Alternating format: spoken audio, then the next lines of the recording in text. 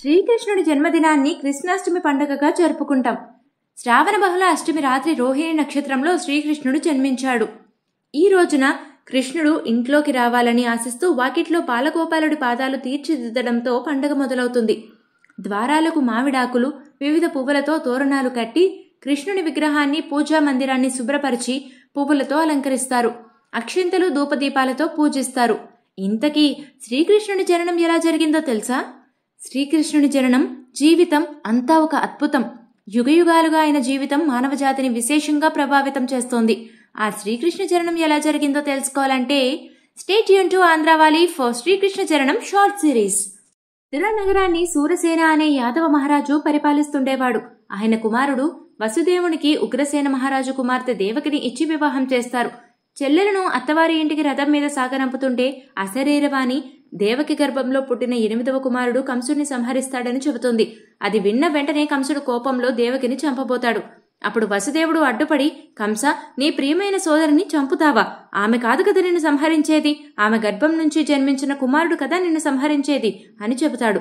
దానికి కంసుడు అంగీకరించి దేవకిని, వసుదేవుణ్ణి చెరసాలలో ఉంచి భయంతో దేవకికి పుట్టిన ప్రతి సంతానాన్ని పుట్టిన వెంటనే సంహరించడం మొదలు పెడతాడు. దేవకి 7వ గర్భం ధరించినప్పుడు విష్ణువు తన మాయతో ఆమె గర్భంలోని బలరాముణ్ణి, నందనవనంలో నందుని భార్య రోహిణి గర్భంలో ప్రవేశపెడతాడు. చెరసాలలో దేవకికి గర్భస్రావమైందని అనుకుంటారు. తర్వాత జరగబోయే శ్రీకృష్ణ జననం గురించి తెలుసుకోవడానికి స్టే ట్యూన్ టు ఆంధ్రావాలి.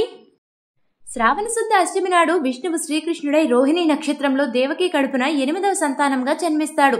దైవమాయతో వసుదేవుడు కృష్ణుణ్ణి పొత్తిళ్లలో పెట్టుకుని చెరసాల బయట నిద్రపోతూ ఉన్న కావలి వాళ్లను తప్పించుకుని వెళ్తుండగా యమునా నది వసుదేవుడు రావడం చూసి రెండుగా చీరి దారిస్తుంది. నందనవనంలో తన స్నేహితుడైన నందుని ఇంటికి వెళ్లి శ్రీకృష్ణుణ్ణి విడిచి యశోద పక్కన ఉన్న ఆడబిడ్డను తీసుకుని తిరిగి చెరసాలకు వస్తాడు.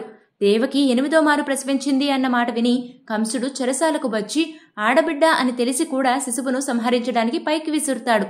అలా పైకి విసిరబడిన శిశువు ఆకాశంలోకి లేచి తాను యోగమాయనని, కంసుని చంపేవారు వేరే చోట పెరుగుతున్నారని చెప్పి మాయమవుతుంది.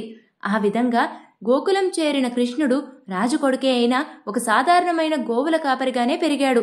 శ్రీ మహావిష్ణువు 8వ అవతారమైన శ్రీకృష్ణుడు జన్మించిన అష్టమినే కృష్ణాష్టమిగా నేడు జరుపుకుంటున్నాం. For more upcoming short story series stay tune to Andhrawali.